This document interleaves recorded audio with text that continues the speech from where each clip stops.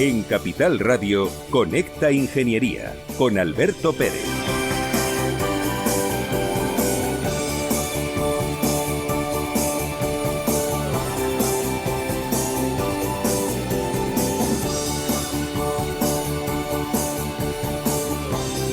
Buenos días, España. Buenos días, ciudadanos. Hace un frío de cuidado y está Madrid en silencio. Y además de todo, hoy estoy solo en el estudio. No han podido venir el resto de compañeros por la situación en la que vivimos, ¿no?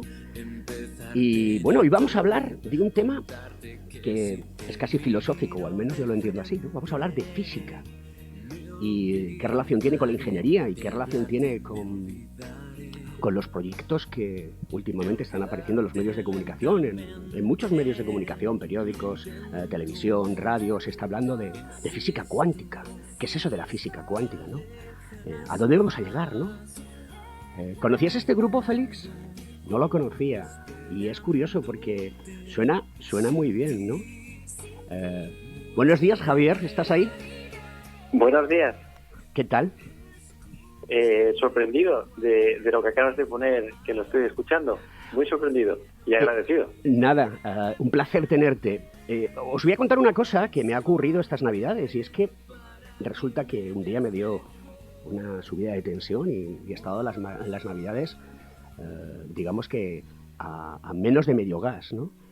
Y claro, pues cuando tienes que estar en reposo y aunque tienes libros y demás, pues yo siempre tenía la inquietud de saber qué era un black hole, o sea, es decir, un agujero negro. Y resulta que empecé a leer artículos, empecé a buscar cosas en YouTube, y hete aquí que un día me doy en las narices con un canal de un tipo que se llama Javier García, que es el que canta en esta canción, que es físico teórico y que tiene un canal con 77.000 suscriptores en YouTube. Estarás contento, ¿no, tío? Pues la verdad es que sí.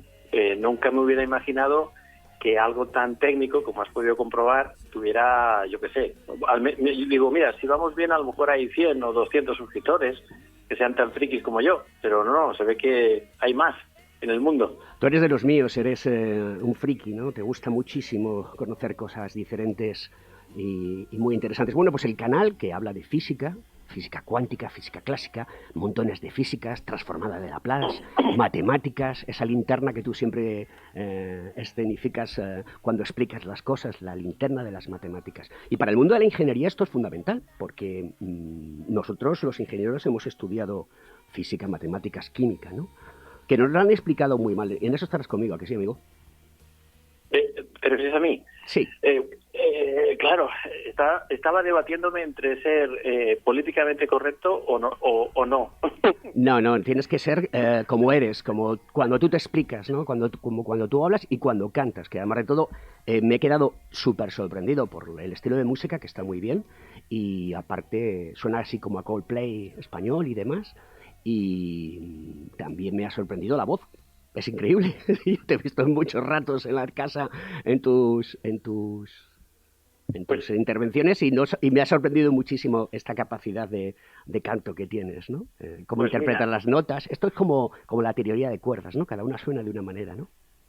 Pues mira, te diré que la raíz de todo lo que está en mi vida es la curiosidad, como nos pasa no solo a los físicos, a los matemáticos, a los ingenieros, a los biólogos, a la gente que investiga en ciencia, vamos.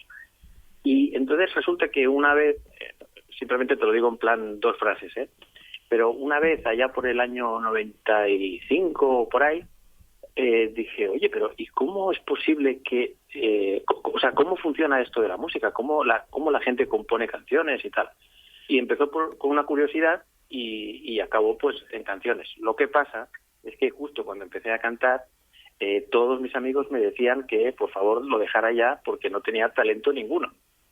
Pero digo, hombre, pero espera, déjame probar un poco más. Y al final, probando, pues ha salido algo más o menos decente. Sí, porque ahora tienes un grupo que se llama Inventors, ¿correcto?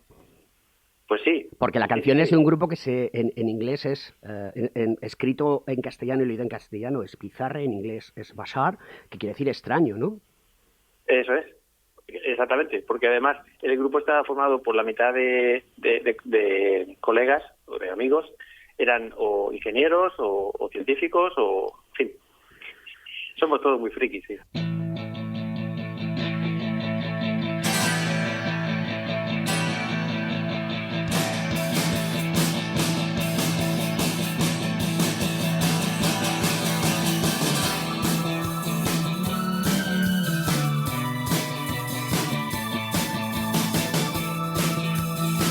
El amor nos volverá a desgarrar a nosotros y nos mantendrá apartados. Una canción de Joy Division, que es una fantástica canción ahí de los años 80, que es un grupo pseudopunk, por decirlo de alguna manera.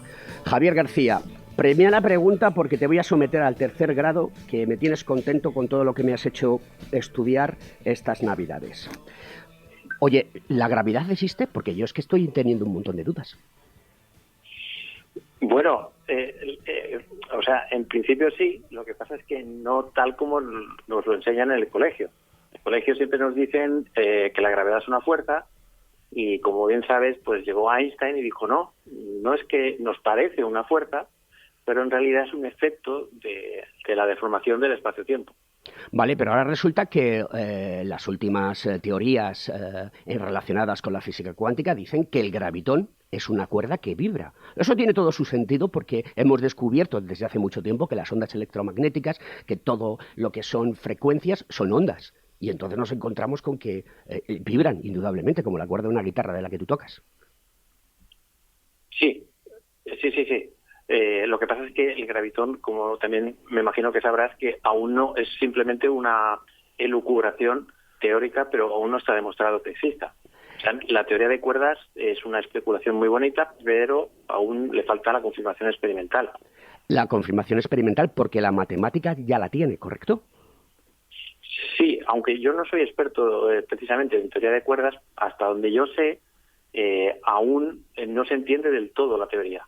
Está a medio construir. Para ti, cuál es el físico más importante que hay en la historia de la humanidad? Quiero hacer aquí un pequeño encaje, y es que llegó un momento que la filosofía se separa o sea, la física y la ciencia se separa de la filosofía, porque en la antigüedad, en la Edad Media, se llamaba a los actuales físicos o científicos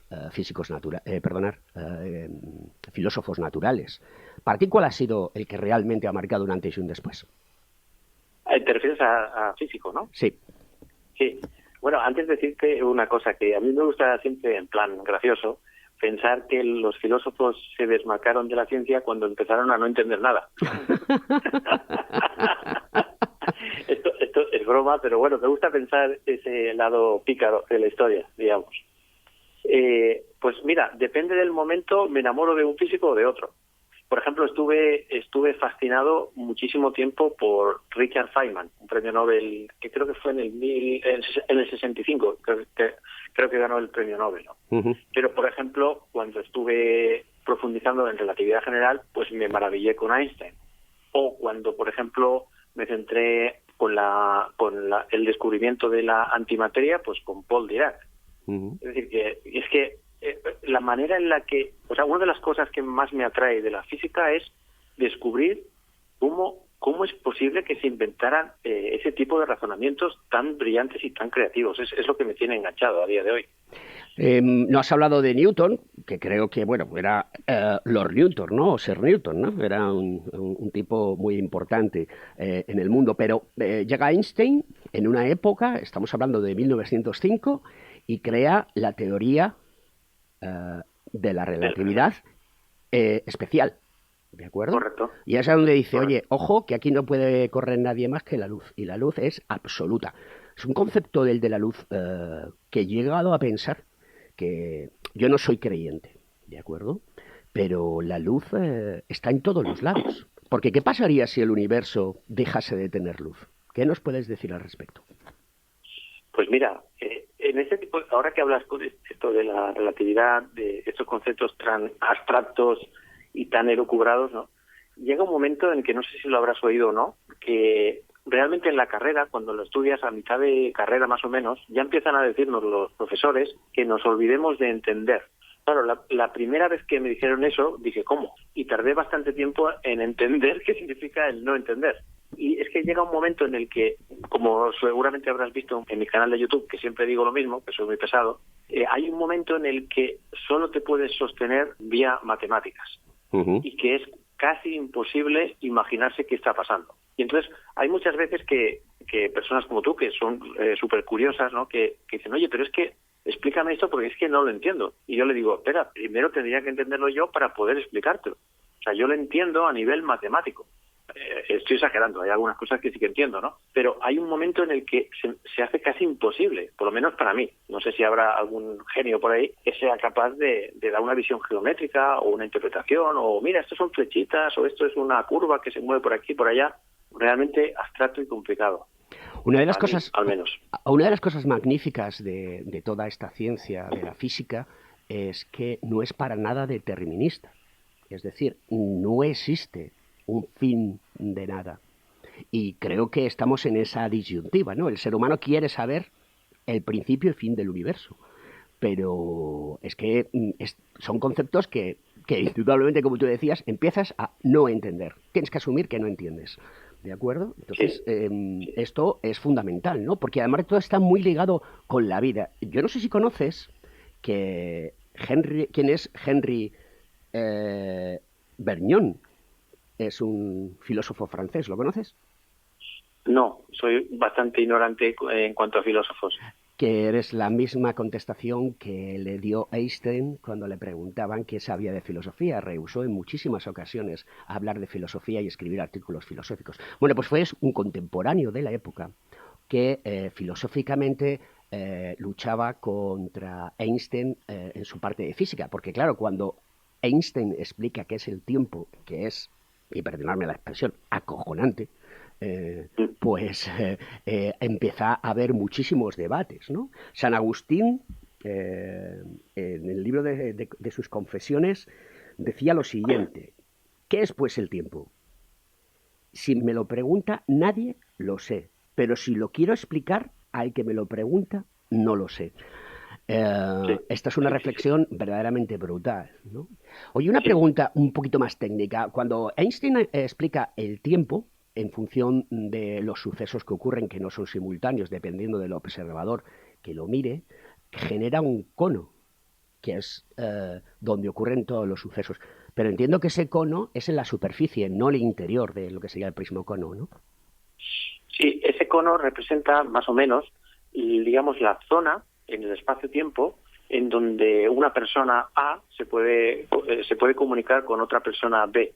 Digamos, si las dos personas están dentro de ese mismo cono, pueden interaccionar entre ellos. Pero si una de las personas está fuera de ese cono, entonces es absolutamente imposible. Eso tiene que ver con el hecho de que la velocidad la velocidad límite en la naturaleza, hasta donde se supone hoy, es la velocidad de la luz. Y nada puede ir más rápido que la velocidad de la luz. Y por tanto, si la persona B, está muy lejos, entonces tardará un tiempo en llegar a la información que yo le transmito. Eso es lo que quiere decir ese cono, básicamente. Por eso te decía que una de las cosas importantes era la luz, porque la luz nos da calor. La luz nos hace ver y la luz transmite información. Luego vamos a hablar de ya más en detalle en la segunda parte del programa de cuántica, ¿no? Y de cómo se espera un futuro muy prometedor, porque están apareciendo unas novedades brutales en el mundo de la mecánica cuántica, de la ingeniería cuántica o de la física cuántica.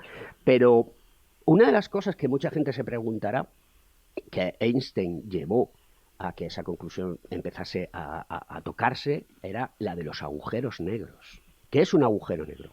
Contado cortito y al pie. O sea, ¿qué es eso del evento de horizontes? ¿O qué es eso del evento de Curly, que no es el baloncestista? ¿De acuerdo? ¿Y qué pasa ahí dentro? ¿Qué pasa? Pues mira, no se sabe. No tenemos ni la más remota idea de lo que ocurre ahí dentro. Y la cosa pinta mal, porque una vez entras dentro, según la teoría actualmente aceptada, no se puede transmitir información hacia afuera. Por tanto, si es que alguien alguna vez entra ahí y no muere justo mientras está entrando, pues aquello que descubra no lo podrá compartir con la humanidad. La verdad es que está bastante fastidiada la cosa. O sea, cuando digo que realmente no se sabe, es que es así. Hay conjeturas, hay teoremas, límites que tienen una cierta lógica y tal, pero a día de hoy, ni idea. Una de las cosas más importantes en la física, como todo en la vida, es la observación. Los físicos son muy observadores, los ingenieros son muy observadores y los matemáticos también. Yo diría que los ingenieros más, ¿eh? Sí. Entonces, a ver, aquí no hay... Yo he visto canales, en tu canal de YouTube, cuando haces las explicaciones, estuviste un día en una escuela de ingeniería y le decías a la gente, oye, vosotros sois ingenieros porque os gusta la pasta, y claro, ahí es donde hay pasta, ¿no? Y entonces, joder, sois la bomba, ¿no? Entonces, sí, seguid por aquí. Pero es que yo no concibo la ingeniería así, no la concibo y la llevo viviendo desde hace muchos años, ¿no? Sí, era broma, ¿eh? Lo sé, pero oye, dijiste una cosa muy interesante, ¿no? Indudablemente, como te decía anteriormente, la física hoy en día se explica muy mal. Fíjate lo que son las casualidades de la vida. Y que ayer, pues mi hija estaba en una teleclase, ¿no? Entonces la profesora le estaba explicando, no voy a decir el nombre del instituto ni del colegio, sí.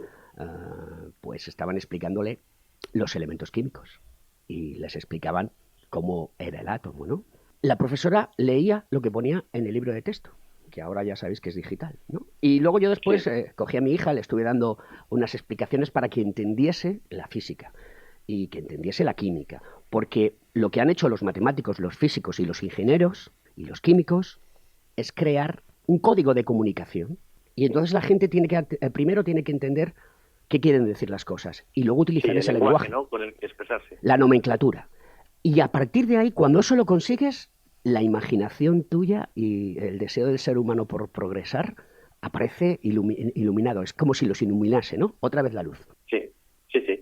Sí, bueno, es que estoy intentando aquí no decir nada acerca del tema de la educación. Sí, yo quiero que lo digas, porque te lo voy a decir así de claro. En España, y lo conozco desde hace muchísimos años, las leyes de educación han sido patéticas y actualmente son patéticas y nadie ha sabido contrarrestar esa situación porque son unos presentistas y lo único que le interesa es el voto de la gente. Pero la educación en este país es patética. Ese es el problema que tenemos y el déficit que tenemos. Eso podría ser, ¿eh? No lo sé, pero yo intento ir un poco más allá, porque claro, yo soy docente en una universidad y entonces me encuentro pues día a día con este tipo de cosas, ¿no?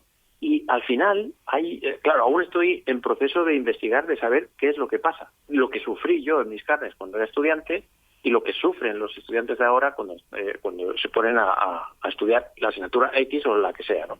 Hay una cosa que parece que puede ser cierta, y es que en general hay algunos profesores, bastantes profesores, que no tienen mala fe, pero que carecen, digamos, de una cualidad. Lo que les ocurre básicamente, creo yo, es que les cuesta mucho imaginar en qué momento del estudio o del aprendizaje están los estudiantes. Y entonces no pueden llegar a entender, o les cuesta muchísimo que un estudiante, por ejemplo, pues tenga una duda de, oye, que la derivada de x al cuadrado, ¿por qué es 2x? ¿Cómo que por qué es 2x? Digamos, no son capaces de ponerse en el pellejo del estudiante y eso hace que haya una diferencia bestial entre donde está el alumno y las preguntas típicas y legítimas que tiene y la capacidad, digamos, de entender ese tipo de preguntas o ese Javier, tipo de cuestiones, ¿no? Continuamos después de la publi. Un abrazo. Venga.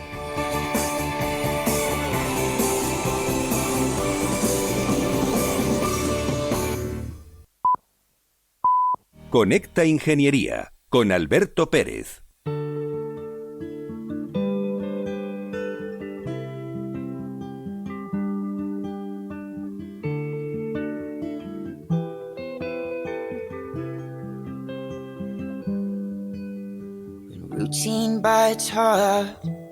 Pues vamos allá con esta canción de Passenger y seguimos con Javier García, físico teórico, profesor de universidad y un enorme divulgador con 77.000 seguidores en YouTube. Y es que hace unos días en vez de 77.000, eran 75.900 y 1.100 en poquísimos días.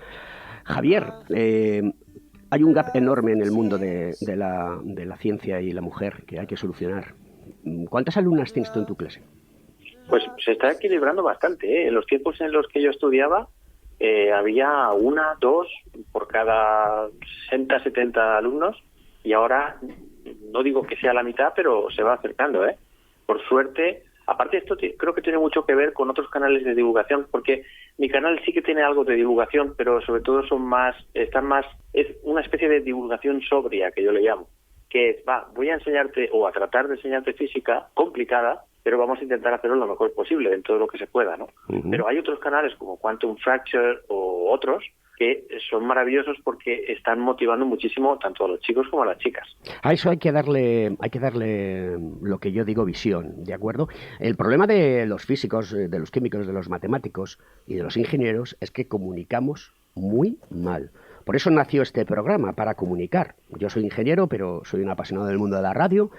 No puedo decir que soy periodista, pero bueno, quizás a lo mejor es como todas las partículas que tienen materia, velocidad y spin. Pues yo lo que tengo es también ese spin comunicativo, ¿no? Sí. Aparte, yo te quería hacer una pregunta. Mientras estaba escuchando atentamente los consejos publicitarios, estaba pensando, ¿y qué le ha llevado a Alberto a ver mi canal y quedarse a ver unos cuantos vídeos, ¿no? Porque claro, al ser ingeniero, que lo haga un físico, pues podría llegar a entenderlo. Y es algo que tengo curiosidad. Pues mira, es muy sencillo. Yo me dedico al desarrollo de negocio digital, ¿de acuerdo? Soy el tipo que dentro de mi empresa me llaman el friki, porque soy el que busca las cosas raras, ¿de acuerdo? Y cosas raras que ya he demostrado que funcionan y que mi empresa ha utilizado para llevar a cabo proyectos de muchísimo calado, ¿no? Y yo soy muy curioso. Con la edad me he hecho todavía muchísimo más curioso. Y entonces yo lo entrelazo todo. Entonces, hace 4 años, o 5, ya no lo recuerdo bien, pues ante una situación de que me quedé en el paro, esa es la realidad, empecé a plantearme la vida de otra manera y decía, bueno, hay que descubrir cosas nuevas, incorporarse otra vez al mundo del trabajo con cosas nuevas que están ocurriendo, ¿no? Y decidí hacer una formación en realidad virtual y aumentada, ¿no? Lo que es el X-Reality hoy en día, ¿no? Y eso me abrió los ojos enormemente, me abrió los ojos a la programación, me abrió los ojos a ver las cosas de diferente manera, me abrió los ojos en ver cómo la sociedad necesitaba que se incorporasen nuevas tecnologías, y una de las cosas que me maravillaba era que es cuando empezaban a salir las primeras noticias que vamos a hablar de ello ahora, es de los computadores cuánticos. Mis compañeros me miraban diciendo, este tío es gilipollas. Porque resulta que dice, es que nos vas a quitar el trabajo, Alberto. Es que, joder, qué pesadez con los computadores cuánticos. Claro, es que el pasar de analógico a digital y a cuántico es brutalmente. Lo que son unos y ceros independientes ahora son unos y ceros a la vez. Y eso proporciona una capacidad de resolución de problemas brutales. Y entonces muchos de esos programas cuánticos y el software que se haga estará destinado a determinar cómo es exactamente el universo, ¿no? Y entonces eso es todo lo que me ha motivado. Entonces, pues hablé con mi colegio profesional, que yo estoy muy involucrado con él, se lo propuse al decano y le gustó mucho y la idea me la compró. Y en menos de 2 meses pusimos en marcha el programa, y lo que hacemos es comunicar y contar y traer gente, pues como tú, al programa, que es capaz de traer cosas diferentes y nuevas para que la gente y la sociedad lo entienda, porque es una de las cosas que forma parte del ADN de los ingenieros, que es el servicio a la sociedad. Para eso están pensados y diseñados. Muchas gracias por la pregunta, que me he enrollado mucho. Oye, una pregunta y vamos al turrón, que me interesa muchísimo. Bueno, Elon Musk, que lo conoces, está trabajando para que haya una constelación de satélites que sean capaces de hacer comunicación, ¿de acuerdo? Y que todo el mundo esté hiperconectado, ¿no? La Tierra, el planeta Tierra. Claro, eso a los astrónomos les fastidia un montón, ¿no? Porque no vamos a poder ver exactamente lo que pasa en el universo. Y están cambiando cierto tipo de cosas en los satélites que están proyectando, pues para absorber ese reflejo y que ese reflejo no confunda ni que haga ruido en las fotografías que se tomen. Pero claro, los chinos el otro día establecen, una universidad china, establece la primera red de comunicación cuántica integrada. Yo lo que quisiera saber, sin entrar en la base teórica de la mecánica cuántica, que a mí me interesa mucho para poder entender el futuro, quiero que le cuentes a los oyentes, a nivel tecnológico, cómo está la situación cuántica y qué esperamos de ella. Y si realmente esto de poder transmitir información a la velocidad de la luz es posible con la comunicación cuántica. Bueno, es un tema complejo para resumirlo, pero a ver, empiezo con una mala noticia. La mala noticia es que el ordenador cuántico, un ordenador, digamos, de sobremesa, para entendernos, eso como mínimo tardará 50 o 60 años y es probable que ni siquiera lo veamos. O sea, aún queda muchísimo y básicamente es seguro que te suena la decoherencia, ¿no? Que a temperaturas promedio y tal, pues todo se deshace, ¿no? Tienes que mantenerlo muy frío, y todo es muy complicado. Pero bueno, también empezó el ordenador en sus tiempos mozos, en los años 50, 60, que ocupaban habitaciones enteras y se solventó, ¿no? Por tanto, el ordenador cuántico tal cual, como nos lo imaginamos, tardará bastante tiempo. Lo que sí que es verdad es que últimamente ha habido avances bastante bestias y que yo lo centraría todo sobre todo en una idea, que es que han comprobado experimentalmente que las bases físicas en las cuales se basa son correctas. Y eso lo cambia todo. Incluso han hecho algunos algoritmos para testear que efectivamente todo funciona, tal y como se predice en la teoría cuántica, sobre el papel. Igual no te he respondido, ¿eh? Sí, me ha respondido muy bien, en el sentido de que indudablemente el tener un ordenador cuántico, que yo creo que estarán en la nube, y lo que haríamos será trabajar contra ese ordenador cuántico y poder tener procesos de computación de billones y billones y billones y billones y billones y billones y billones de datos y que nos puedan proporcionar rápidamente información y demás. Eso va a servir para todo el tema de sanidad, eso va a servir para conocer el universo, eso va a servir para que la ingeniería sea más preciso, para todo, ¿no? Incluso las matemáticas creo que habrá que... porque hay una cosa muy curiosa que sí que quiero comentar. Cuando he estado leyendo y me he comprado, los Reyes Magos me han traído 4 libros magníficos sobre todos estos temas, pues siempre se trata, para poder hacer las cosas sencillas, crear lenguajes que expliquen por qué las cosas funcionan. ¿De acuerdo? Y eso está muy interesante. Yo creo que va a haber nuevos lenguajes y que la gente tiene que ir pensando ya en que estamos en otra época y que hay que trabajarlo. Oye, ¿cómo ves España? Yo estoy en varios foros de inteligencia artificial, de mecánica cuántica, de Big Data, foros importantes del mundo tecnológico y las empresas. ¿Tú cómo ves el futuro de España en este sentido? Sin ser políticamente correcto, que no faltando el respeto podemos decir lo que queramos. Bueno, esto es un poco como una vez un consejo que me dio alguien que ahora no recuerdo, pero tenía yo algún temor de algún tipo que ahora no me acuerdo, y me dijo algo parecido a lo siguiente. Dice, mira, si tú en el ámbito que sea haces algo bueno, no te preocupes, que saldrá y tendrás éxito, seguro. Procura hacer algo bueno y luego vendrá. Entonces, ¿qué quiero decir con eso? Pues que si por lo que sea nos sale un Einstein o un Ramón y Cajal en España, pues entonces nos irá fabulosamente bien. Y si sale en Francia, pues le irá fabulosamente bien a Francia. Eso, lo que estoy diciendo es una tontería, pero en realidad es un poco así. Sí, pero es que somos el país de Europa que menos invierte en investigación y desarrollo. Estamos a la cola. No, está claro. Y ya hablaremos otro día de cómo están, y lo voy a decir así textualmente, de puteados el mundo de los investigadores en la universidad. Sí. Y me gustaría que contases esto, porque es importante. Es que si vosotros no investigáis, nosotros los ingenieros, que también investigamos en muchos terrenos, y hay muchos ingenieros investigando, nos encontramos con que algo nos falta. Es como si necesitásemos materia para alimentarnos, como el agujero negro que necesita materia para existir, ¿no? Sí. Es que esto de ser científico es algo así como en aquellos tiempos, cuando alguien decía en casa que quería ser artista, pues los te miraban mal, ¿no? Que es como un vago, ¿no? En aquellos tiempos. Hablo de los años 50, 60 o por ahí, ¿no? Uh-huh. Pues ahora ser científico de alguna manera, exagerándolo mucho, pues es algo así, ¿no? ¿Tú quieres investigar y tal? Bueno, pues esto es un lujo. Lo que tenías que hacer es levantar sacos de arena o de cemento y trabajar duro. Hay la percepción de, creo yo, que la ciencia pues no... Bueno, pues que es como una especie de lujo o algo así. Claro, todo esto ha sido estereotipos que se han venido creando desde hace mucho tiempo. También hay que conocer la historia de España profundamente para entender por qué estamos en esta situación, ¿de acuerdo? Sí. A qué se debe, por lo que estamos, el retraso que llevamos y a qué se debe. Ahí recomiendo el último libro del capitalismo que hace Niño Becerra, que está muy bien explicado cronológicamente lo que va sucediendo y te vas dando cuenta de por qué nos hemos quedado atrás. Pero eso hay que romperlo.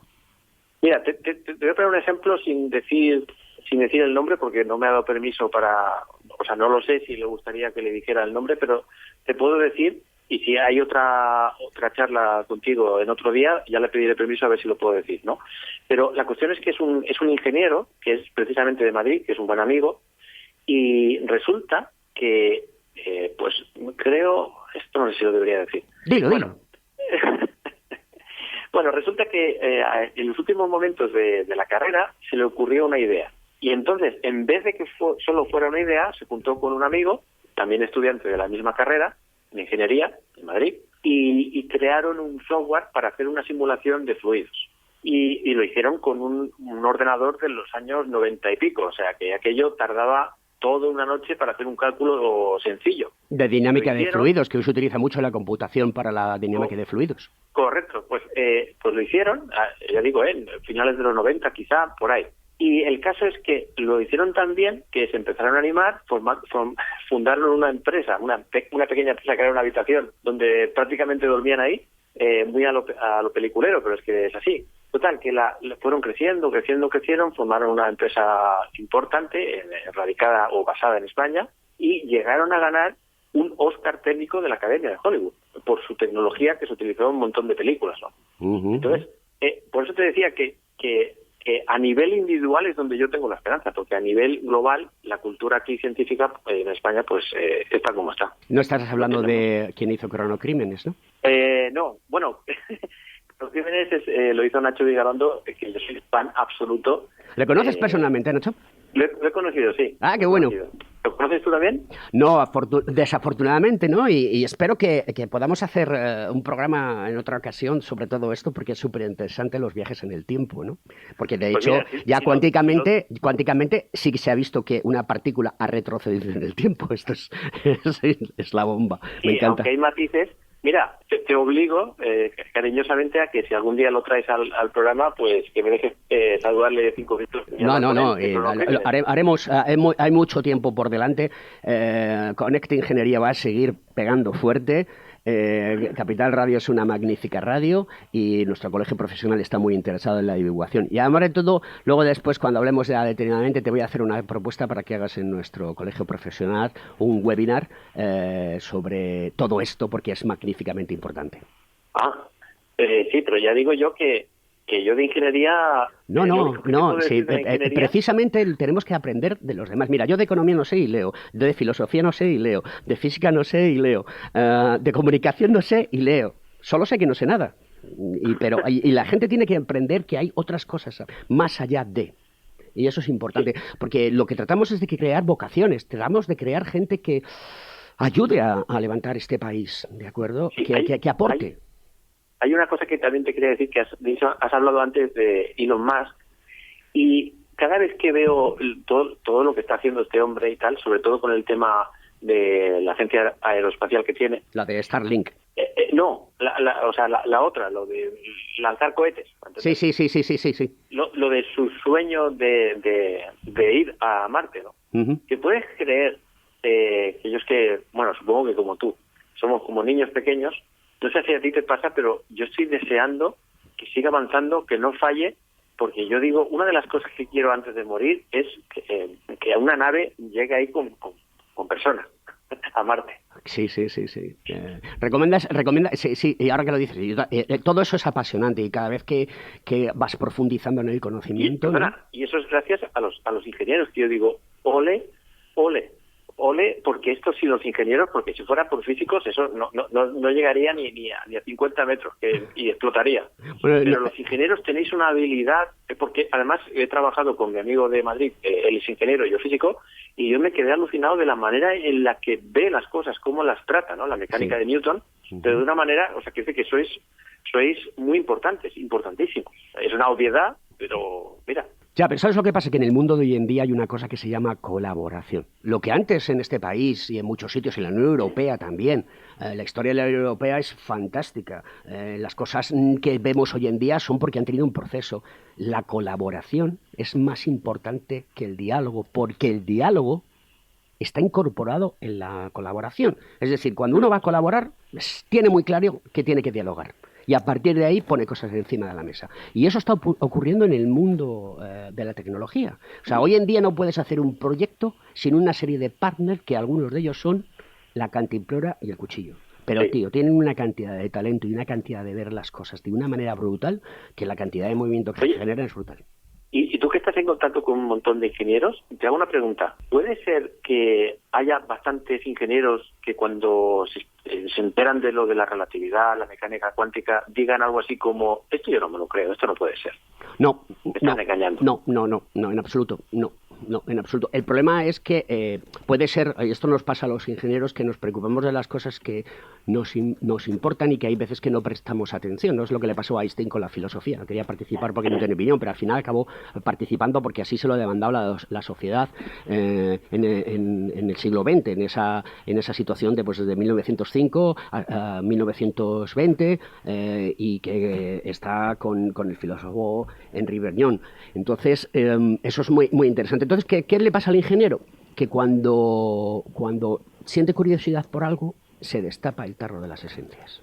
Y entonces ya quiere saberlo todo. Es la caja de Pandora. O sea, es el conocimiento completo. Seguro que en tu casa te llama Papa el ingeniero. Ay, perdón, el inventor, ¿no?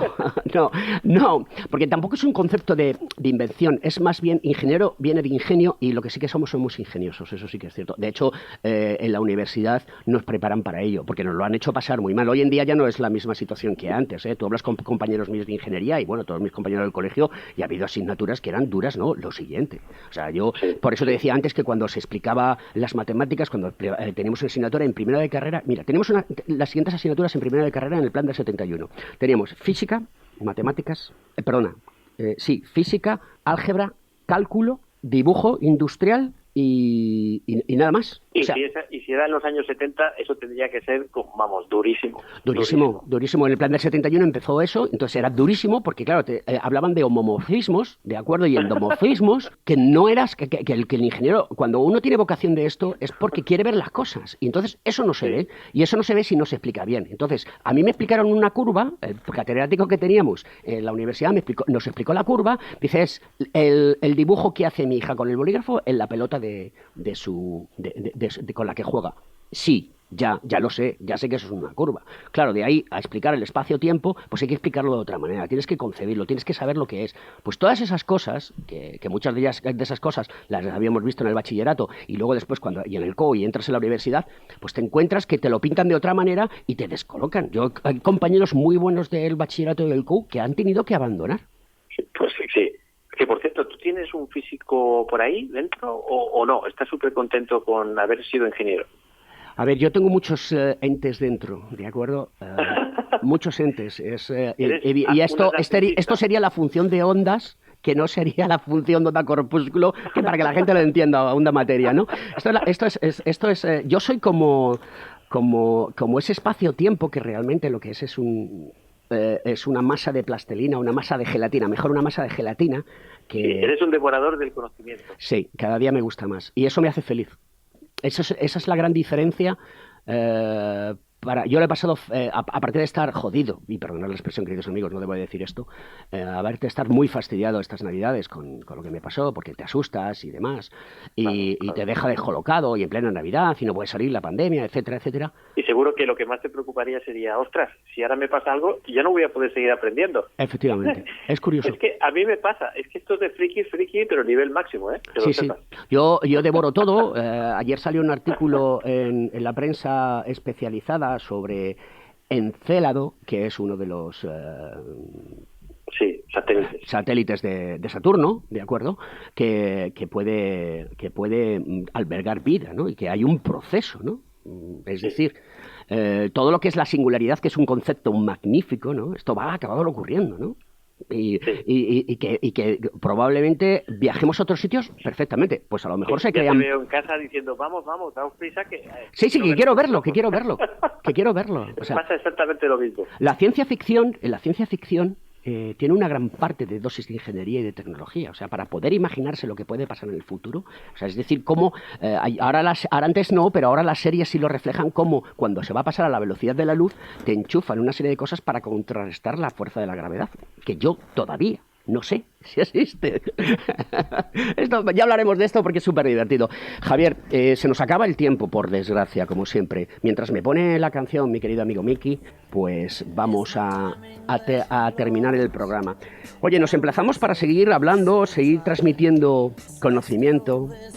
Y yo encantado. Ciencia. Pues ahí estaré. Establecer sinergias entre físicos, químicos, matemáticos y ingenieros. Sí, que yo tengo un montón de curiosidades de los ingenieros, así que... Pues oye, ha sido un placer. Sé que estás en Gerona. ¿En Blanes puede ser? Viví en Blanes, pero ahora estoy en Gerona Capital. En Gerona, En ¿no? Quinto Pino, vamos. Bueno, pues yo creo que nos acabaremos conociendo en persona, pero, tío, es como si te hubiese conocido de toda la vida.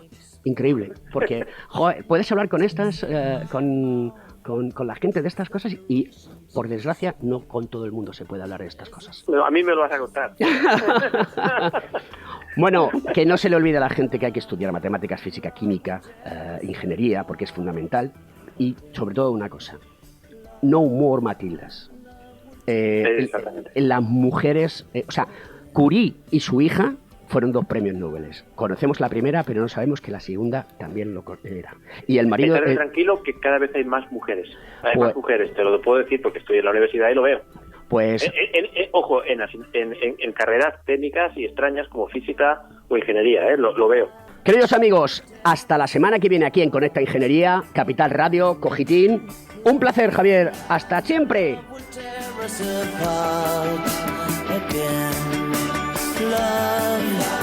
Love will tear us apart again.